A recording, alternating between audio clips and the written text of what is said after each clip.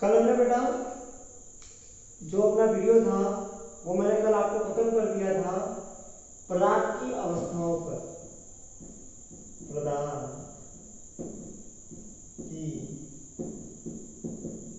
अवस्थाओं पर, पदार्थ की अवस्था है। तो हमने कल पढ़ा था कि ठोस, द्रव, गैस। कल हमने यहां तक पढ़ा था।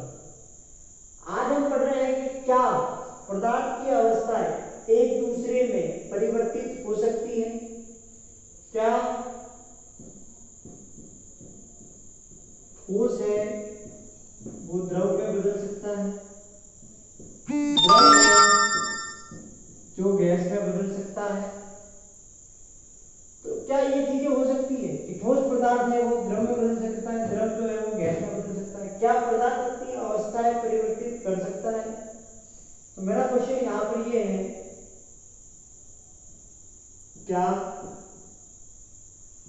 पदार्थ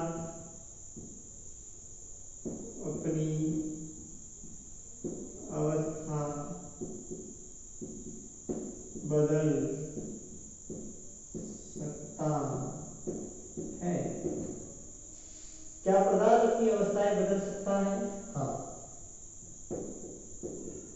उदाहरण लूंगा, बर्फ पिघलता है तो किसमें बदलता है? जल। और जल जब जल को गर्म किया जाता है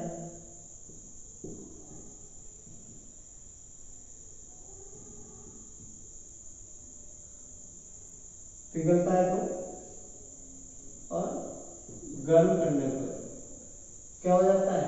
वाष्प। तो पदार्थ अपनी तीन अवस्थाओं में बदल सकता है।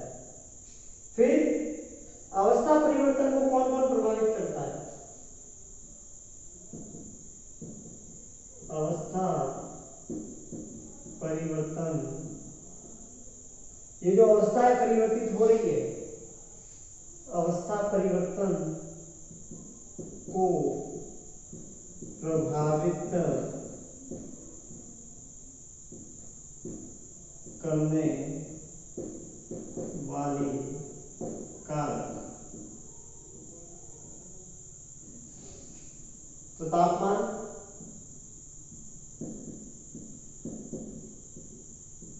और दाब।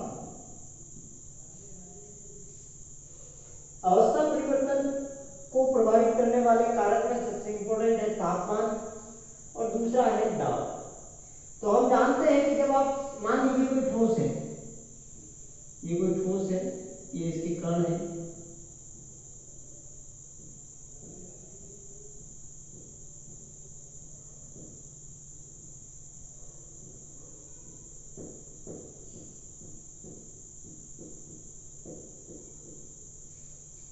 कल यहां मैंने कण लिखा था लेकिन साफ नहीं होने के कारण आपको यहाँ पर कम दिखाई दिया है, लेकिन यहाँ पर रियल में ये कण लिखा हुआ था।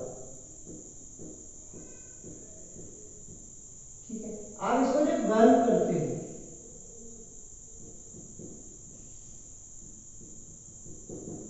गर्म करोगे तो इनके कण जो है वो तेजी से गति करते हैं।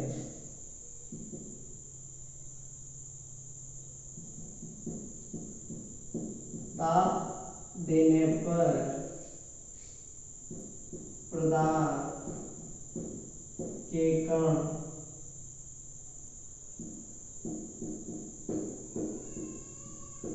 तेजी से गति करना प्रारंभ करते हैं। ठीक है, तेजी से गति करना प्रारंभ करते हैं, जिससे कि वो क्या हो जाता है कि अब देखो इसमें अगर गति होगी, मूवमेंट होगा तो क्या हो जाएंगे? कण एक दूसरे से क्या आ जाएंगे? दूरी पर आ जाएंगे। कणों के मध्य दूरी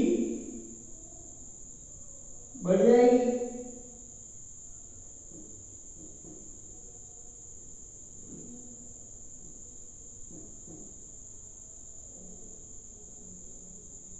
दूरी अधिक हो जाएगी।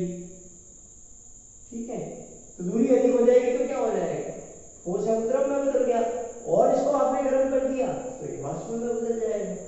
तो ताप का क्या प्रभाव होगा कि ताप देने पर वस्तु क्या हो जाएगी, जो कण है उनमें गति बढ़ जाएगी और कणों के मध्य आकर्षण बल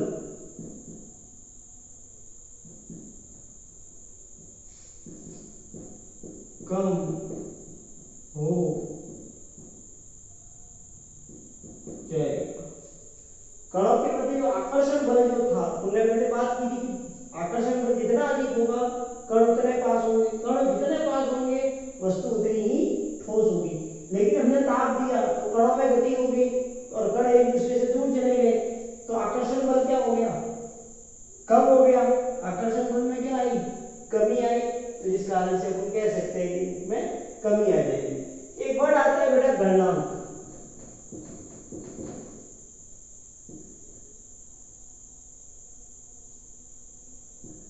गलनांक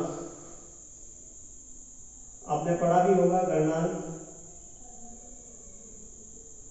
गलनांक ठीक है, किसे कहेंगे गलनांक, वह तापमान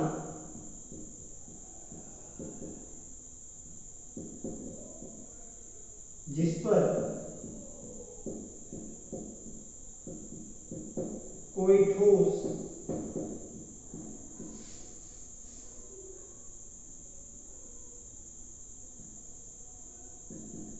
पिघल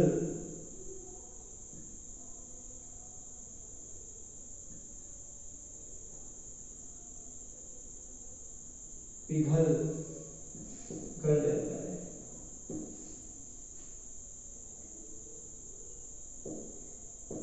जाता है, पिघल जाता है, उसे हम क्या कहेंगे,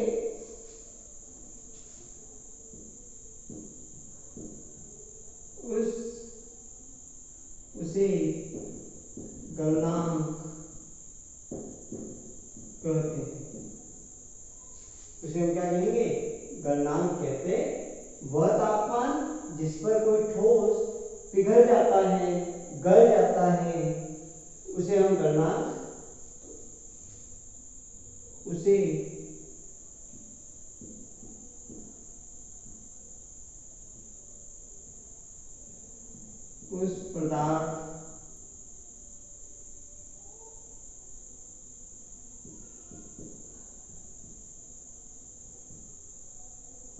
उस पदार्थ का गलनांक कहते हैं। उसे उस पदार्थ का क्या कहेंगे, गलनांक कहते हैं। वह तापमान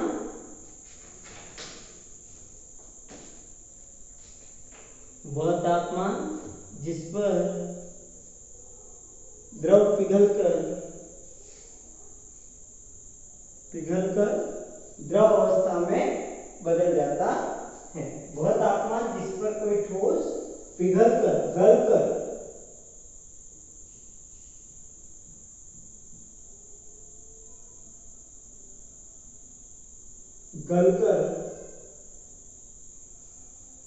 पिघल जाता है, उसे उस पदार्थ का क्या कहेंगे, गलनांक कहते हैं। जैसे कि बर्फ का गलनांक अगर बात करूं, बर्फ का गलनांक कितना होता है, बर्फ का गलनांक जो होता है वो कितना होता है, 273.15 केल्विन। कितना होता है बर्फ का जो गलनांक है, नोट करना बेटा इसको, बर्फ का जो गलनांक है वो कितना होता है, बर्फ का गलनांक कितना होता है, 273.15 इसका गलनांक होता है। उसके बाद नेक्स्ट में जब भी बात करते हैं अपन ये हो गया गणनांक। उसके बाद एक मेरा वर्ड आता है ऊर्ध्वपातन। क्या वर्ड आता है? ऊर्ध्वपातन। तो देखिए बेटा, जब भी हम बात करते हैं तो ठोस,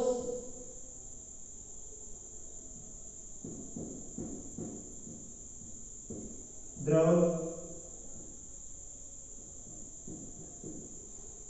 गैस,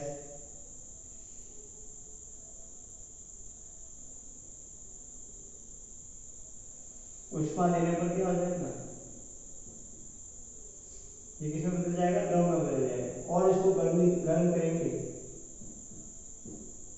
गर्म करने पर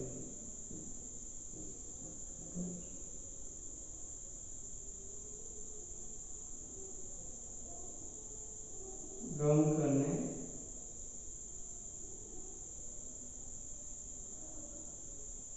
गर्म करने पर गैस में बदल जाएगा। ठंडा करने पर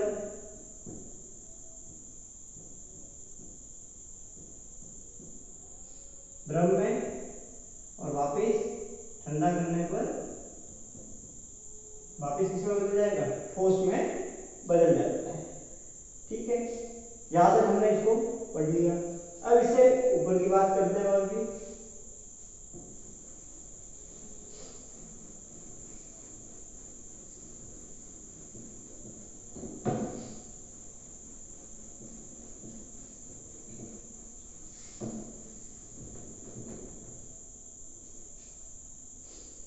अब बात करें, हमने यहां तक बात की, लेकिन बेटा इसमें एक और टर्मिनोलॉजी आती है ऊर्ध्वपातन।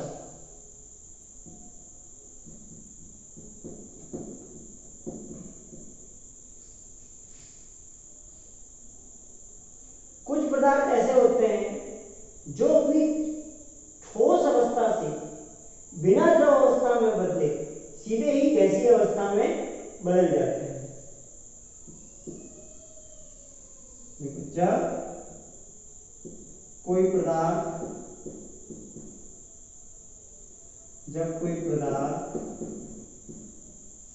अपनी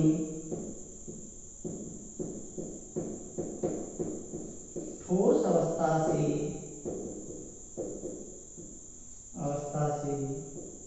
सीधे ही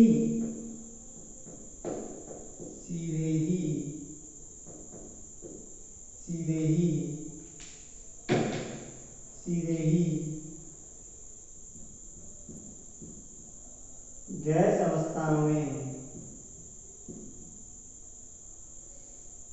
अवस्था में बदल जाता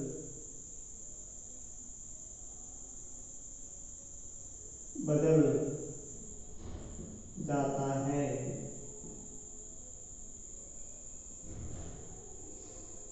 उस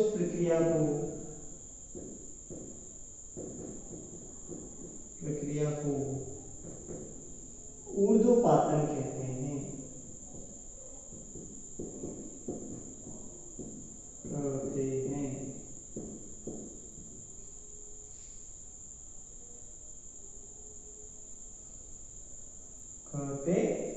इसे क्या कहेंगे? ऊर्ध्व। जब कोई पदार्थ अपनी ठोस अवस्था से सीधे ही गैसीय अवस्था में बदल जाता है, उस प्रक्रिया को हम क्या कहेंगे? ऊर्ध्वपातन, सब्लिमेशन कहते हैं इसको, इंग्लिश में सब्लिमेशन।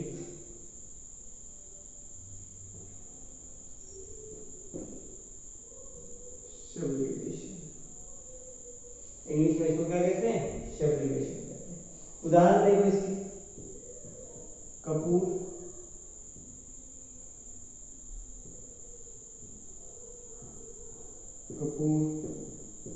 नौसादर, अमोनियम क्लोराइड,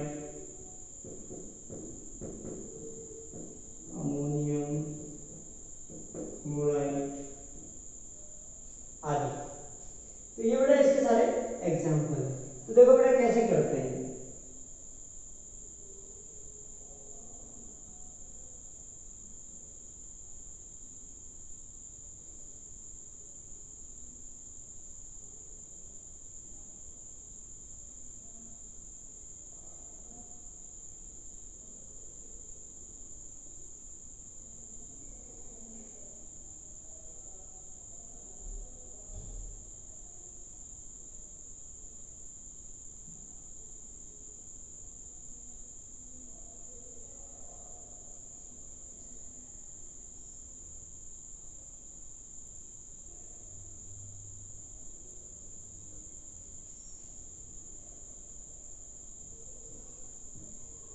कपूर, दीपक, ज्वाला,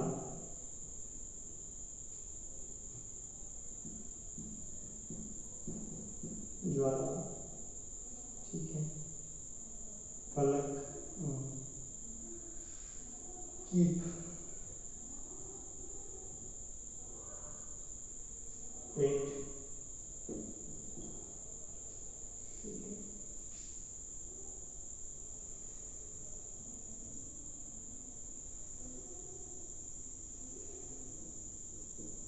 वाष्प, इसको गर्म करते,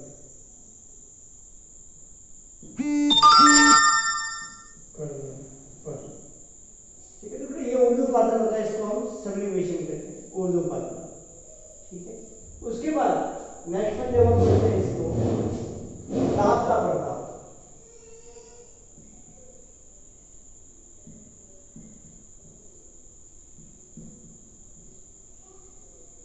दाब का प्रभाव, दाब का क्या प्रभाव होता है?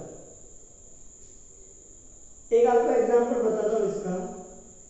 अपने रसोई घरों के अंदर, अपने जो रसोई घर है उसके अंदर जो सिलेंडर यूज करते हैं उसमें 14 लीटर गैस भरी हुई होती है, और जब आप इसे हिलाते हैं तब उसमें आपको पानी की आवाज आती है।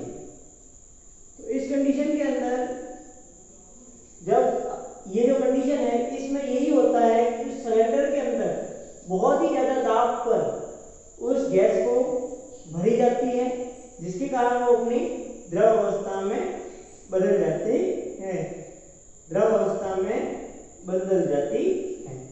तो ये बेटा आपका एग्जांपल है कि दाब का क्या प्रभाव है। तो गैस जो है उस पर दाब लगाने पर, दाब लगाने पर वो द्रव में यार कोई चीज है तो इसको द्रव में बदल जाती है, द्रव में बदल जाती है। तो हम ये लिख सकते हैं कि गैस है उस पर अगर आप दाब लगाते हैं, दाब लगाते हैं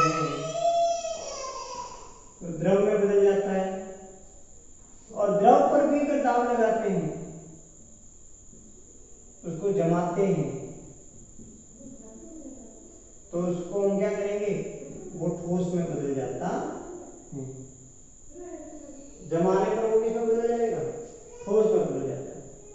तो अपन यहाँ दाब नहीं कह सकते, यहाँ हम इसको जमाना लिखेंगे कि जमाने पर, जमाने पर। तो गैस है वो आपके दाब लगाने पर किसमें बदल जाएगा, द्रव में बदल जाएगा। द्रव पर दाब लगाने पर वो किसमें, द्रव को जमाने पर वो किसमें बदल जाएगा, ठोस में बदल जाएगा, ठीक है। तो ये चीजें हैं, और दाब लगाने से ये चीजें हो रही है। उदाहरण देखो इसका, उदाहरण की बात करूं तो आप जब कार्बन डाइऑक्साइड CO2 जो गैस अवस्था में है उस पर जब दाब लगाओगे तो CO2 लिक्विड स्टेज में आ जाएगी, द्रव अवस्था में आ जाएगी, और द्रव अवस्था से लिक्विड पर जब आप इसको जमाएंगे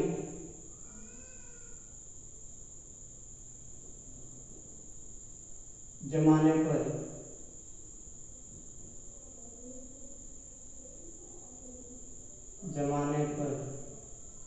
ये ठोस अवस्था में बदल जाती है, CO2 सॉलिड में आ जाती है।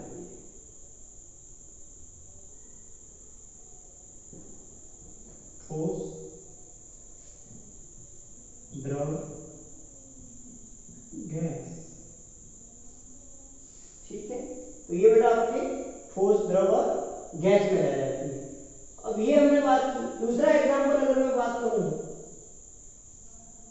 ठीक है, तो ये उदाहरण था आपका,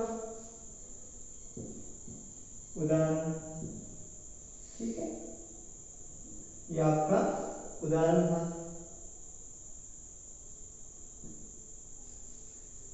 दूसरा एग्जाम्पल रसोई घर का गैस,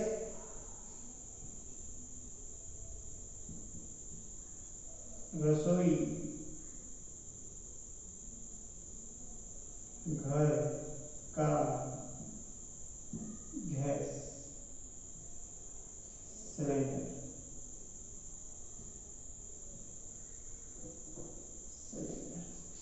ठीक है। सेकंड एग्जांपल आपका ये रहता है कि जो एलपीजी गैस है, एलपीजी